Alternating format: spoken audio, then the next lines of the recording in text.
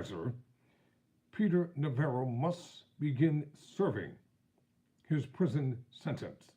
I'm Tyrone Bowman. This is Tyrone Bowman Tonight. According to USA Today, former Trump advisor Peter Navarro is headed to federal prison after the Supreme Court on Monday rejected his emergency request to postpone his 4-month sentence while he appeals his contempt of Congress conviction. The Bureau of Prisons had scheduled Navarro to report for detention by 2 p.m. Tuesday in Miami unless the Supreme Court intervened.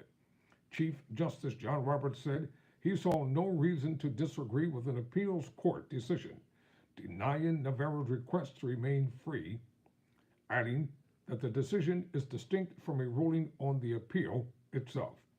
Navarro was convicted in September for refusing to testify or provide documents to the White House committee that investigated the January 6, 2021 Capitol attack. Navarro, a former trade advisor, has maintained that he couldn't cooperate with the White House inquiry because former President Donald Trump had asserted executive privilege to keep their communications confidential, but the U.S. District Judge, Amit Mehta, found no evidence Trump did that. A 3-panel judge of the D.C. Circuit Court of Appeals unanimously ruled last week that Navarro forfeited his chance to make an executive privilege argument and is unlikely to win his appeal. Navarro had argued that he should remain free while appealing because he's not likely to flee the country and poses no danger to public safety. He also said he is raising issues in his appeal that could overturn his conviction, including what constitutes, quote, a proper invocation of executive privilege, close quote. The Justice Department said the Supreme Court didn't have to consider Navarro's executive privilege argument because he didn't comply with the committee's request for personal communications that would have not been protected, even if executive privilege had been invoked. And even if executive privilege existed, the department continued, the district court said the committee's demonstrated need for the information was more important. The January 6th committee wanted to question Navarro because he wrote in his 2020 book, quote, In Trump Time, close quote, about the scheme to delay certification of President Joe Biden's election.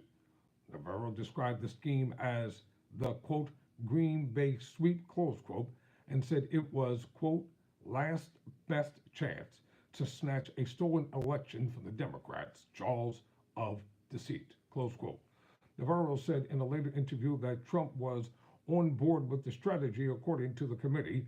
Another Trump aide, political strategist Steve Bannon, also refused to cooperate with the committee and was convicted of contempt of Congress.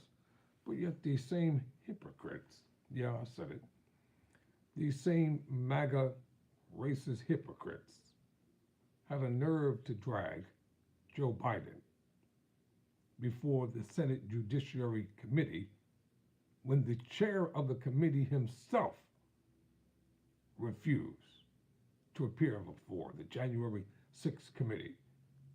You know, Democrats, you all got to stop being spineless and wimpus and stop letting these Republicans think that they control this country and control this nation. Stop letting them think that they have some type of autonomous authority to say and do as they damn well please. Ain't nobody afraid of these people. They're not going to tell us what we can and cannot do.